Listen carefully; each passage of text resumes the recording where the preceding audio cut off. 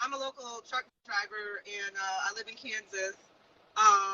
And I've been watching you for a while, and I love watching you and Young Elder. Y'all done crack my head and twist my cap so many damn times. Oh my God, I can't believe I'm on here. So like I don't know, I just have like a little bit a question. I don't know. I'm gonna just say it. So I was adopted, right? And my mama people, they come from Detroit, and so when I seen you was up there in Michigan, I felt like an instant connection. And I was adopted and shit, and my grandma, she was into some crazy shit, but me and my auntie, I found my biological family, and we watch you and shit, and we just love what you're saying, and like we're the only people in our family that's like aware of anything. But my question to you is, you talk about how our ancestors and our DNA and everything, and I feel like I have a dual kind of assignment because my adopted family is here in Kansas, and they're Christian and all that stuff and whatnot, and I was the black sheep, and I didn't really fit in with them or whatever. But my question is, from your perspective, how does being adopted, and growing up in a different environment, affect, I don't know, I guess my assignment? Because I've always been aware. I remember I've hated church since I was 3 years old. You know what I'm saying? And like it just sounded like some bullshit. It sounded like, man, them sound like the fairy tales that they be reading to me and shit. Don't sound right. Like, what the fuck is that? And I always, my mom was really, I was adopted, like I said. My mom was white and my dad black, and my mom was a fucking emotionally, she couldn't get past her own abuse, and so she was abusive to me. And I always just wished and hoped that I could like find my real mom. And so when I did find my biological family, my mom had passed away. She had died. And, that was really like devastating to me. I was just like, wow, really? So I got raised by this crazy white lady and shit. And so, it was just, here, let me see if I don't know if you can see me. But, it's just been crazy. But yeah, adoption and how that affects, I don't know, my assignment or, because I've been helping people. I give people, all kind of shit, I've been into, metaphysics and voodoo and shit for at least 15 years. And people, they come to me and ask me shit, and I give it to them. I don't really know my like purpose or whatever, but yeah, I feel like being adopted has definitely affected, whatever the hell it is I'm supposed to do. Okay, so now let's analyze this for a minute. So you was adopted by an abusive adopted mother. Yeah. She was married to my father. My father is black, and he's just kind of like one of them go along to get along ass Negroes. He just fucking, Okay. Let's look at the key points. Okay, so he was your biological dad. No. Okay. Both. All right. I got you. So he's a pacifist male. She's a alpha female. And so what do you learn if you ever adopt a child or go into a relationship with somebody that got a child? From experience that if you don't protect this child's emotional well-being and mental well-being, that they will go through what you went through, and you would be the agent that rendered that to them. Right. It makes you not want to do that. Right. My daughter is amazing. Like, my daughter graduates from high school next month, and she's an honor student. She's a triple Scorpio. She was born November 12th. And she's so fucking amazing and smart. She's an artist. Like, she blows my mind because, I appreciate the lessons from my mom of what not to do, because I didn't do it. I wasn't perfect, because I was dealing with my own mental and emotional issues. But I could never think of, I remember giving birth to her. The day I gave birth to her, like, I remember sitting in the church and people would get all, the Holy Ghost and shit, crying and jumping around over Jesus. And I never understood that shit. But I tell you what, when I gave birth to my daughter, that shit made me want to jump around and flip around and cry and say thank you. You know what I'm saying? I like, it was such a Everything that you learn, right, from that you don't want to perpetuate, you don't know it. But that lady that was your stepmother, you breaking her generational curses for her by not repeating. She was her bloodline is trying to escape the generational curse of parental or step-parent abuse. Her dad was abusive. She was adopted, and her dad was abusive, and her mom was passive and sat there and let it happen. That's what. Right. So it's exactly the opposite. So You cleaning up families that ain't got nothing to do with you by biological, but circumstantially you put there to learn something, right? You learn how to treat children that's not biologically yours by knowing how people who have children that's not biologically theirs mistreat them. Right.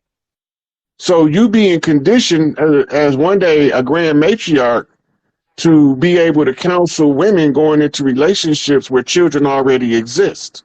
Wow. Okay. Look, my adopted mama was mean as hell. You ruin the child if you don't protect their innocence. Absolutely. Yeah. And you now are a candidate to teach that from experience. Your experience can teach you how to correct broken families now.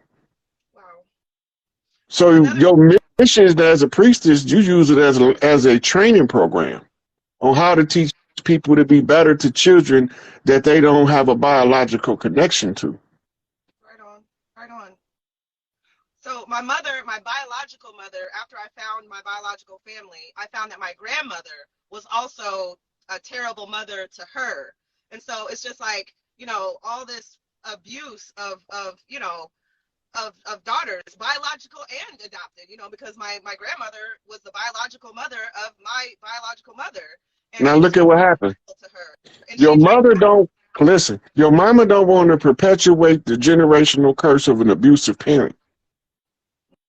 You become by default the sacrificial lamb to break that generational curse.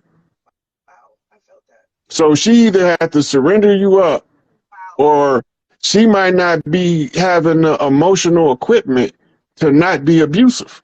I know. Damn, Chief So Honey. you end up breaking your adopted parents, a white lady and the black guy's generational curses.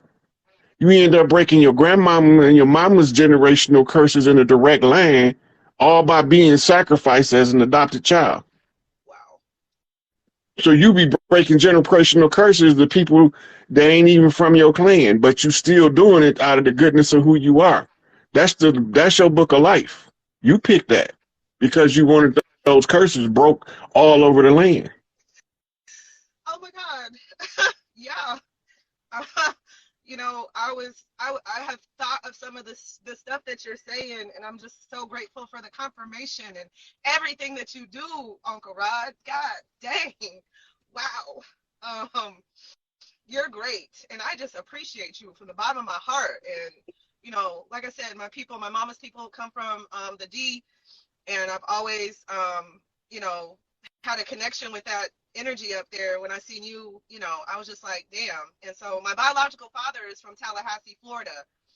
And so, I've talked to him on the phone a few times, but I want to get down there and see him. But wow, thank you so very This is the clue for you.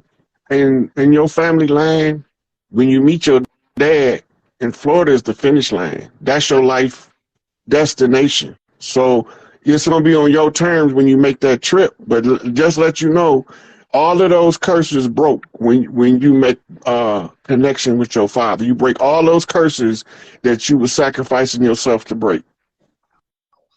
man. I can't thank you enough, man. I don't even know what to say. Just thank you so much for everything you do. Shoot, I'm even thanking you for breaking curses because this make my job easier. Oh man. I've always been strange and weird, and I never fucking was able to get with the program of the society and none of that shit, man. It just didn't fit. History, everything. I was like, it sounds like some bullshit. And you came This along. this, It. this is why women like you gonna be needed to raise the matriarchy, because y'all have to teach us that y'all have to clean up the bullshit we've been being taught. Okay. Mother is the first teacher. Ain't no way around it.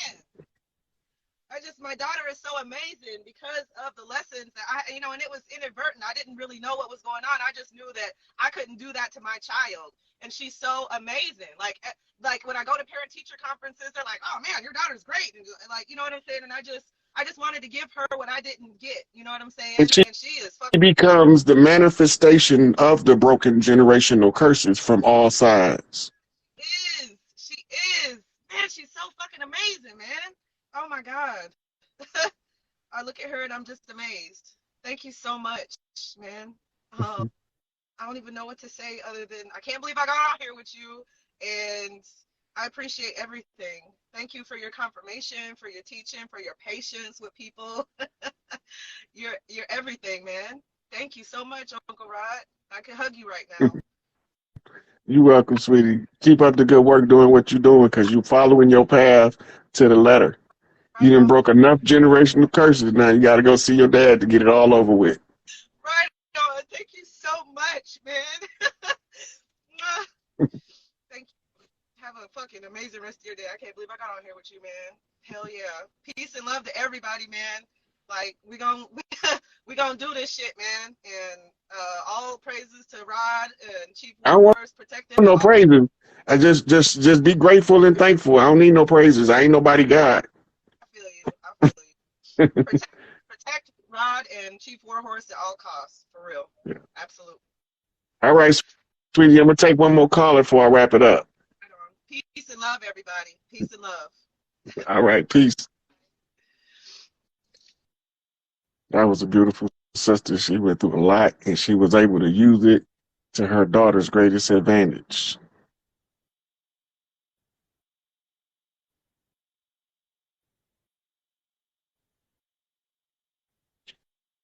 This is when you see the fruition of the works that the people that's from the land go through to clean up the generational curses of even visitor families to the land.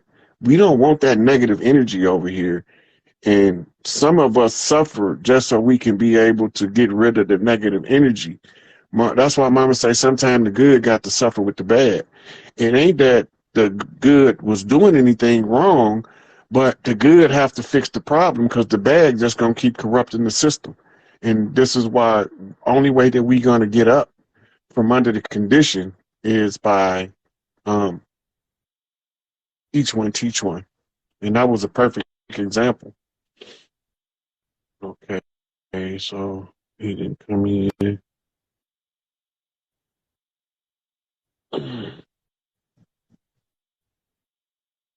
I haven't been going to the questions in the question bar because I've been taking callers. Hey, sweetie. Hi, Brother Rod. How How you are you? doing? Good.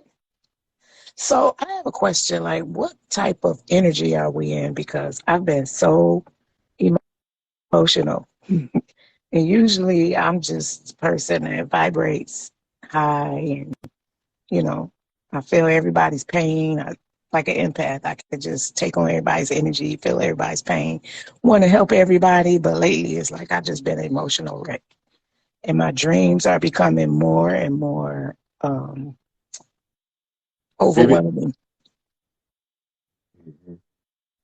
So your dreams are your subconscious trying to give you information that you can use in your waking life. You get frustrated if you don't learn your inner language.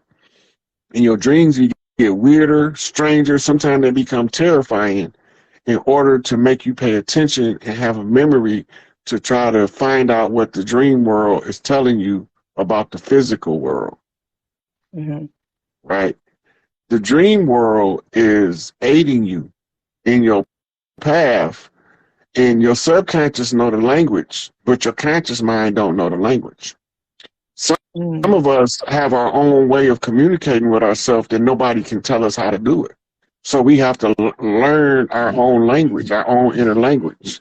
So this is why when you ever hear me tell somebody they got to write their own codex, it's clues to how to interpret what your higher self is saying by knowing what a color mean, an animal mean, and just because it has a general meaning, it might have a more specified meaning to you, Mm-hmm. right? And the more things you define in your reality, the more control of your reality you have, right?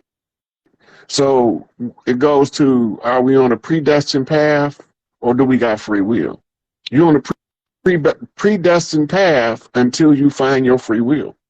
Mm-hmm. Because when you're not using your will, it's the law of use in the universe. Somebody gonna use it for you, and it might not be to your benefit. It might be to your detriment.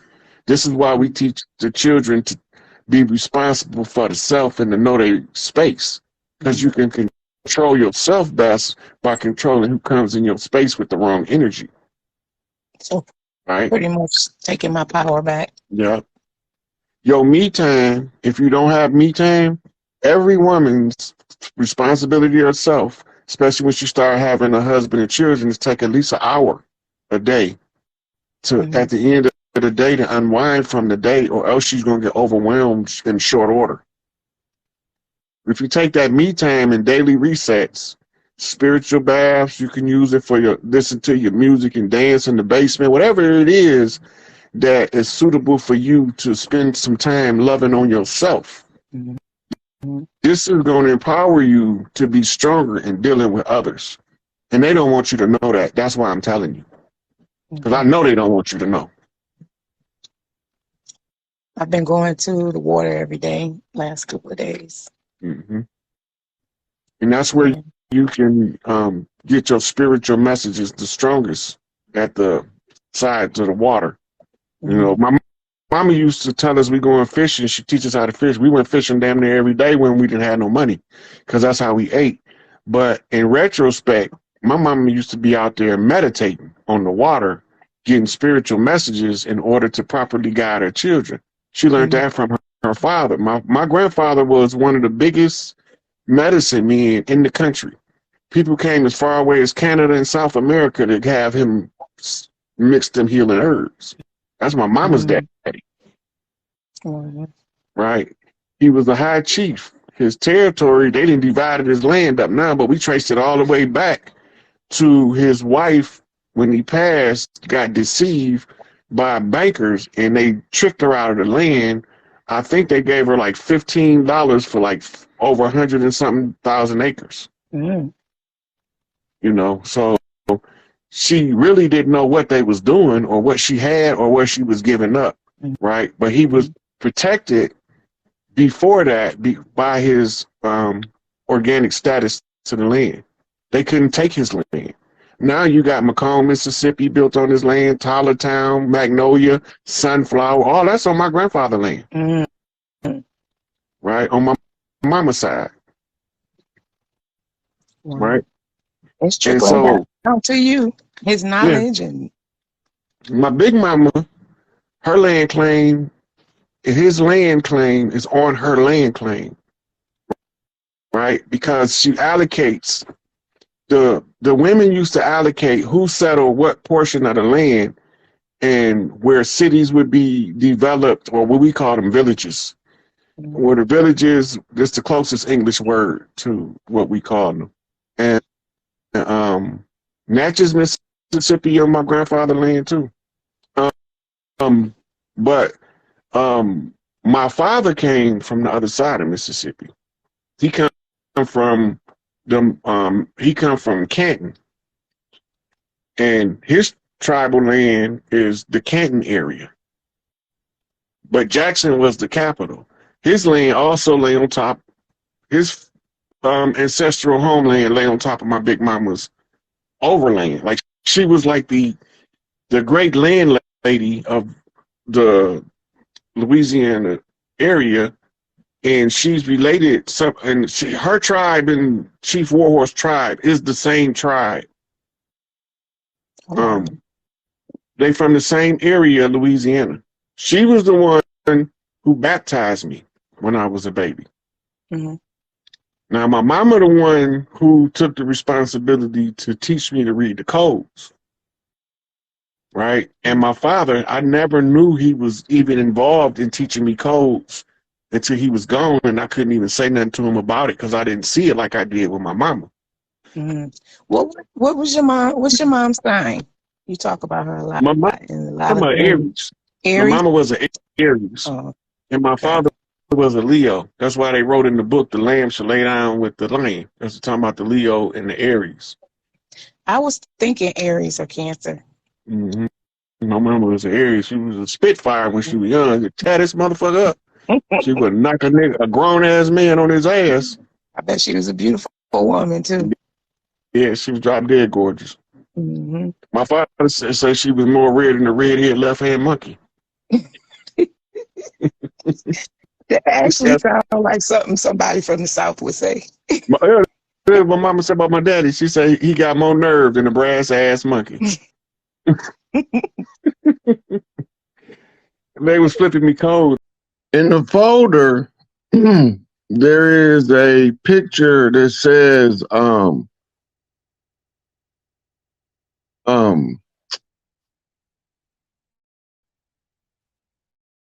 to the folder. I'm trying to remember what it say. I got you right here. I'm pulling it up right now. I got every single receipt that you sent me. And I got another video too. That other video, you want to roll that one. I think it's Magna Mater. MAGNA MATER. Magna Mater.